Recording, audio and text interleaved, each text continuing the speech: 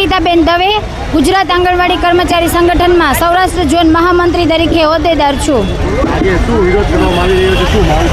આજે અમારી સૌથી મહત્વની માંગણી એ છે કે જે હાઈકોર્ટે ચુકાદો આપેલો છે,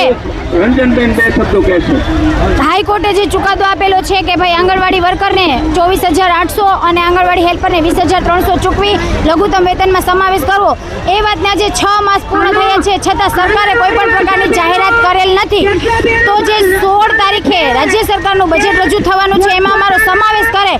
કામગીરીનું ભારણ દિવસે ને દિવસે વધે છે જ્યારે વેતનમાં વધારો કરવામાં આવતો નથી।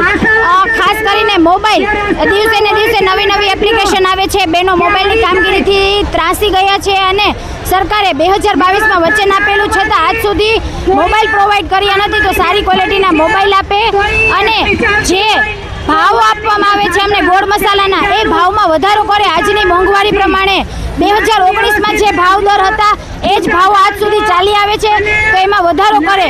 અને જે MMYની યોજના છે, સરકારે આ બજેટમાં 200 રૂપિયાનો વધારો આપ્યો।